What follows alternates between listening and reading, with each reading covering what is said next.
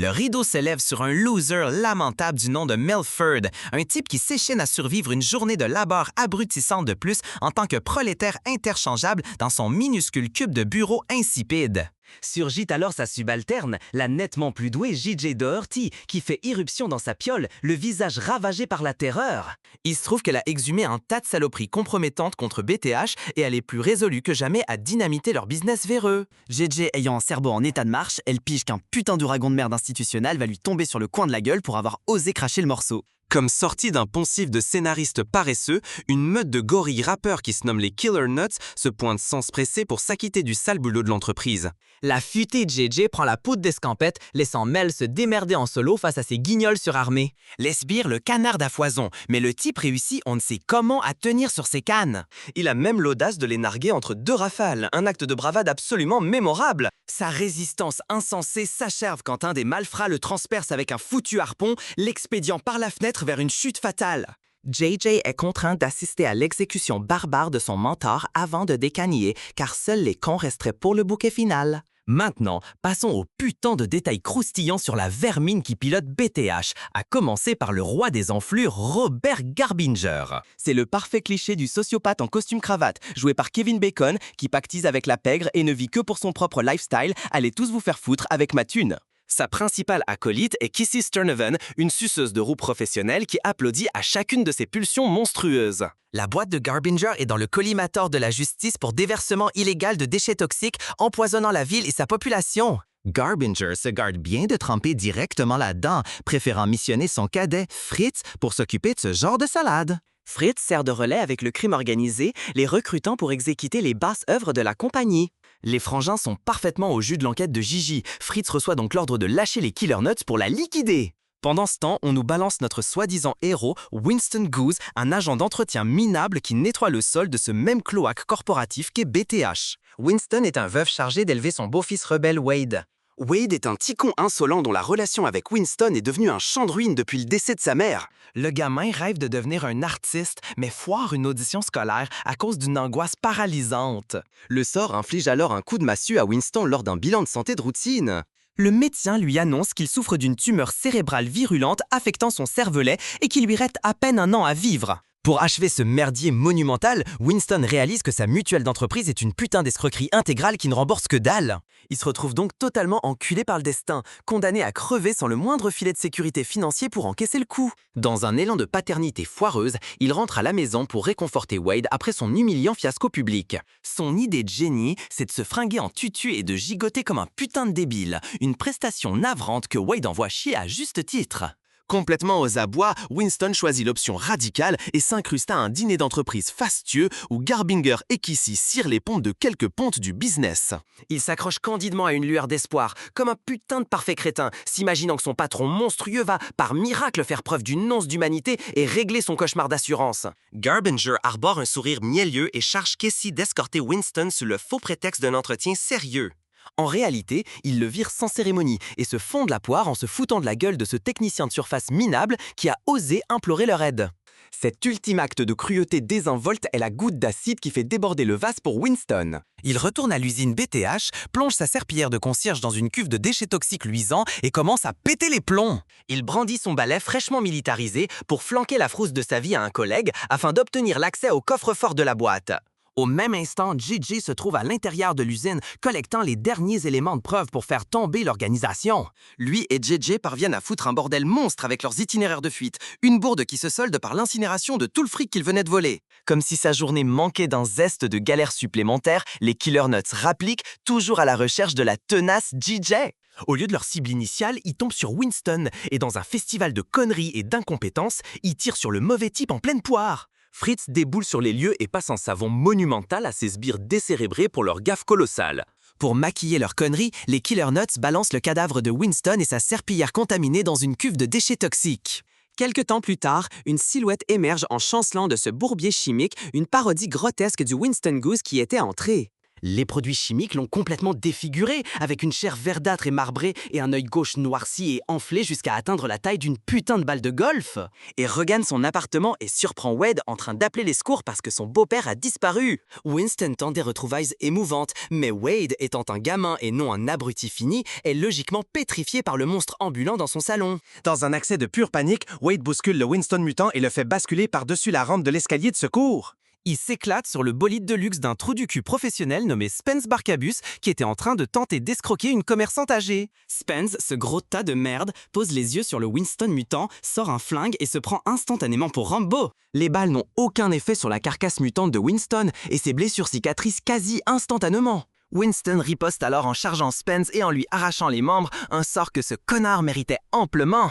Le petit merdeux de Nanty est abandonné à ses hurlements sur le bitume tandis que la vieille dame, pleine de ressources, en profite pour réduire en confetti son contrat de vautour. Winston, désormais une monstruosité, se retire dans la nature pour méditer sur sa nouvelle existence. Là, il trouve refuge auprès d'un clodo lambda nommé Guthrie Stockings qui, de façon inexplicable, n'en a absolument rien à carrer de la métamorphose grotesque de Winston. Après une crise d'apitoiement, Winston décide de retourner auprès de Wade et de prouver sa valeur en tant que père, peu importe son apparence monstrueuse. En revenant vers la civilisation, il tombe sur une crise de nerfs générale qui se déroule dans un fast-food rebaptisé Miss Viande. Une horde de Cro-Magnons suprémacistes qui se surnomment de Nasty Lads pique une crise d'hystérie collective parce que le boui-boui s'appelait avant Monsieur Viande. Ces gamins attardés pètent un câble monumental pour un changement de nom soi-disant woke, prenant en otage des clients innocents dans leur croisade d'abrutis congénitaux. Winston, armé de sa fidèle serpillière radioactive, décide qu'il ne va pas avaler ces conneries-là.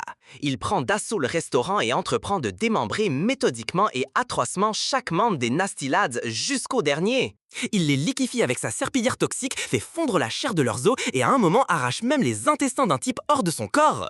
Une fois les otages libérés, la population qualifie immédiatement ce monstre mystérieux de putain de héros. Il accorde une interview brève et sans fioriture aux infos locales, et Wade, qui regarde depuis chez lui, reconnaît la voix de son beau-père. Le public en délire pète en plomb collectif, surnommant son nouveau champion de Toxic Avenger ou plus simplement Toxie. Ce statut de célébrité instantanée attire immédiatement l'attention indévirable des frères Gorbanger, ce qui constitue un putain de problème majeur pour leurs affaires. Robert est parfaitement conscient que Toxie et Winston ne sont qu'une seule et même personne, et il est absolument furieux contre Fritz pour avoir engendré ce cauchemar en termes de relations publiques. Fritz, dans une tentative désespérée de se rendre utile pour une fois dans sa vie une merde, informe son frère que ce nouveau monstre a une faiblesse critique sous la forme d'un fils.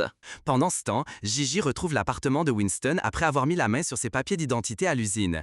Elle rencontre Wade, lui raconte ce dont elle a été témoin et lui promet son aide pour retrouver son père transformé. Alors qu'ils scellent leur alliance, les Killer Nuts débarquent pour capturer Wade. Gigi se défend avec brio, permettant à Wade de s'enfuir dans la rue où il tombe sur Toxie. Les Killer Nuts, résolus à ne pas merder une seconde fois, tirent sur JJ et parviennent à choper Wade. Voyant JJ pisser le sang, Toxie l'emporte dans les bois pour retrouver Guthrie, le type qui avait croisé plus tôt. Sans surprise, il s'avère que Guthrie est un imposteur complètement inutile qui n'apporte aucune aide médicale. Toxie se souvient alors de sa propre guérison accélérée après ses précédentes blessures par balle. Il s'entaille la main et applique son sang mutant directement sur la plaie de JJ. Par un miracle dégueulasse, le sang vert et immonde referme instantanément sa blessure, la guérissant intégralement en quelques secondes. Maintenant, l'heure de la vengeance sanglante et amplement méritée a enfin sonné. Les Killer Nuts sont en plein milieu de leur prestation de rap à la con, un événement que Toxie interrompt promptement et avec violence. Il s'empare de la scène et se met à interpréter une de leurs propres chansons moisies, ce qui rend fou de rage leur leader crétin Bud Berserk.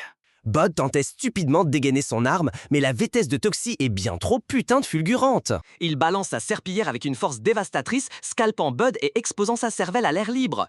Toxie exécute ensuite systématiquement les membres restants des Killer Nuts devant leur public horrifié en employant une variété de méthodes atroces.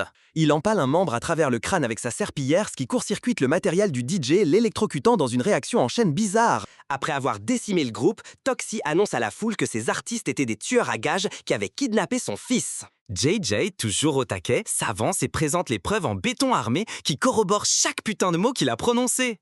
Ivres de leur victoire, Toxie et JJ lancent leur assaut final contre les Garbingers pour découvrir que ces salopards avaient anticipé leur action. Ils sont capturés et Robert entame une procédure pour extraire le sang mutant de Toxie. Son plan est de concocter un sérum à partir de ce sang pour s'octroyer des capacités surhumaines similaires. Il ingurgite le mélange avant d'aller à la rencontre de Thad, le père de Spence, qui était mécontent des récents foirages de Garbinger. Le sérum transforme Garbinger en une abomination grotesque, poilue, cornue et dotée de crocs qui ressemble à un Krampus démoniaque. Chez Garbinger freshement monstrous massacre immediately Thad et ses gardes de corps pour tester ses nouveaux competences. Pendant ce chaos, Wade a une discussion à cœur ouvert avec Fritz. Wade affirme que son père héroïque vient le sauver et demande de manière incisive si la propre famille de Fritz en aurait un jour quelque chose à branler de lui. Cette simple question perfore le crâne épais de ce petit connard bizarre et le force à réfléchir. De retour dans sa cellule, le minable Toxie commence à s'apitoyer sur son sort, se résignant à une fin misérable. L'indomptable JJ est obligé de lui flanquer une énorme claque pour lui remettre les idées en place, lui rappelant le monstre qu'il est devenu. Toxie se remémore alors une autre de ses capacités. Son urine est hautement corrosive. Il sort son matos au dégoût bien compréhensible de Gigi et se met à dissoudre leurs liens en pissant dessus jusqu'à ce qu'il n'en reste que du métal fondi. Enfin libre, il s'infiltre dans la propriété des Garbingers où leur apparition terrifie si profondément deux gardes que ces idiots s'entretuent. Leur présence déclenche une fusillade avec les gardes armés restant sur le domaine. Durant l'échange de tirs, Toxie aperçoit Wade à l'intérieur d'une petite cabane au moment où une balle perdue percute un réservoir de carburant voisin. La cahute explose dans une boule de feu colossale et Toxie est submergé par le désespoir, persuadé que Wade a été carbonisé. The Garbinger metamorphosis emerged to the fume on brand dissing and hash. Prep corner confrontation finale. Pour compliquer encore ce bordel, Kissy a sifflé le reste du sérum et est devenue elle-même une monstruosité de bas étage. Toxie et Garbinger s'engagent dans un combat acharné au cours duquel Garbinger manque de peu de décapiter Toxie. Toxie prend le dessus et s'apprête à achever Garbinger lorsque Wade surgit des décombres indemne. En flashback révèle que Fritz, convaincu par la discussion avec Wade, l'avait aidé à s'échapper juste avant l'explosion. Wade supplie alors son beau-père d'épargner Garbinger, faisant appel à la parcelle de bonté qui subsisterait en Winston. Comme on pouvait s'y attendre, les méchants ne changent pas d'avis d'un iota et Garbinger fonce pour une dernière attaque désespérée. Toxie transperce la créature avec sa serpillière avant de l'éclater si putain de violemment à travers le capot de sa propre putain de caisse de merde. JJ, toujours aussi vive, a le réflexe de mettre le contact et le moteur transforme rapidement Garbinger en une putain de bouillie sanguinolente. Toxie se tourne pour étreindre Wade, mais le danger immédiat n'est pas encore écarté. La Cassie métamorphosée surgit de l'ombre, empalant Toxie avec une putain de poutre massive avant d'égorger sauvagement Fritz. Elle reporte alors son attention meurtrière sur JJ, mais Toxie, rassemblant ses dernières forces, plaque cette salope. Leur lutte s'achève dans une flaque de carburant qui s'embrase, les engloutissant tous les deux dans une déflagration qui anéantit enfin cette harpie démente. Toxie se réveille dans une chambre d'hôpital, ayant survécu à ses blessures. Le médecin qui lui avait annoncé son diagnostic fatal est là, accompagné d'une femme qui se révèle être une agente du gouvernement et une ancienne otage. Avec le réseau criminel de Garbinger mis au jour, l'agente accepte de faire disparaître les dossiers officiels de l'incident du Toxic Avenger. D'autres fonctionnaires corrompus alliés aux Garbinger, y compris le maire Togar, ont été appréhendés. Le Toubib lui balance alors la meilleure nouvelle possible. La transformation grotesque de Winston a complètement putain de pulvérisé sa tumeur cérébrale. Ce sacré vénard ne va finalement pas clamser dans Cancer. À l'extérieur de l'hôpital, Toxie est accueilli par une foule de citoyens reconnaissants menés par Wade. Wade se précipite pour serrer son beau-père dans ses bras pour la toute première fois, un dénouement étonnamment touchant et émouvant. On apprend que Fritz a survécu à sa blessure à la gorge, utilise désormais un modulateur vocal et risque la prison. Winston partage un dernier échange sincère avec la suprêmement compétente JJ, sa complice tout au long de cette affaire chaotique. Pendant le générique, Toxie regarde Wade se produire avec assurance lors d'un spectacle de l'école, ayant vaincu son trac. Après le générique, une scène complètement hallucinante débarque où Toxie propose un tuto étrangement précis pour préparer un croque-messieurs. Le texte final à l'écran racole sans la moindre honte le spectateur pour une suite, mais uniquement si ce film engrange $1 milliard en saloperies de crypto-monnaies, ce qui est une putain de vaste blague.